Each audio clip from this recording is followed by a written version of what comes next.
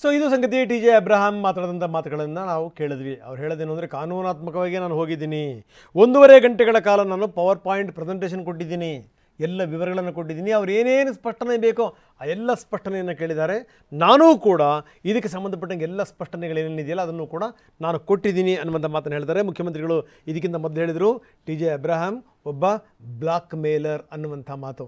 ಇನ್ನು ಕುಮಾರಸ್ವಾಮಿಯವರ ನಿಲುವು, ಕುಮಾರಸ್ವಾಮಿಯವರ ನಿಲುವಿನ ಬಗ್ಗೆ ಮಾತಾಡಬೇಕು. ಕುಮಾರಸ್ವಾಮಿ ಆರಂಭದಲ್ಲಿ ಈ ಪಾದಯಾತ್ರೆ ಅದೆಲ್ಲ ಬೇಡ ಅಂದಿದ್ರು. BJP ಪಾದಯಾತ್ರೆಗೆ ಈಗ ಕುಮಾರಸ್ವಾಮಿ ಬೆಂಬಲ ವ್ಯಕ್ತಪಡಿಸಿದ್ದಾರೆ. ಮುಡಾ ಕೇಸ್ನಲ್ಲಿ ಏನೂ ಇಲ್ಲ, ಪಾದಯಾತ್ರೆ ಬೇಡ ಅಂತ ಹೇಳಿದರು. ಆದರೆ ಆಮೇಲೆ ಇವರು ಯಾಕೆ ಬೆಂಬಲ ವ್ಯಕ್ತಪಡಿಸಿದರು? ಇದು ಸಿದ್ದರಾಮಯ್ಯನವರ ಪ್ರಶ್ನೆ. ರಾಜ್ಯದ ಸ್ಥಿತಿ ನೋಡಿ ಹೆಂಗಿದೆ, ಭಾರೀ ಮಳೆಯಿಂದ ಪ್ರವಾಹ ಇದೆ, ನೆರೆ ಪರಿಸ್ಥಿತಿಯನ್ನು ಅವಲೋಕಿಸಬೇಕು, ಜನರ ಸಮಸ್ಯೆಗೆ ಸ್ಪಂದಿಸಬೇಕು ಅಂತ ಹೇಳಿದರು ಕುಮಾರಸ್ವಾಮಿ. ಆದರೆ BJPಯವರ ಒತ್ತಡಕ್ಕೆ ಮಣಿದು ಕುಮಾರಸ್ವಾಮಿ ಪಾದಯಾತ್ರೆಯನ್ನು ಬೆಂಬಲಿಸಿದ್ದಾರೆ. ಹಾಗಾದರೆ ಮಳೆ ಹಾನಿ ಮತ್ತು ಪ್ರವಾಹ ಇದೆಲ್ಲವೂ ಕೂಡ ಸರಿಯಾಗಿಬಿಟ್ಟಿದೆಯಾ? ಕುಮಾರಸ್ವಾಮಿ ಇದನ್ನು ಸ್ವಇಚ್ಛೆಯಿಂದ ಮಾಡ್ತಾ ಇಲ್ಲ, ಕುಮಾರಸ್ವಾಮಿ ಹತ್ರ ಮಾಡಿಸ್ತಾ ಇದ್ದಾರೆ.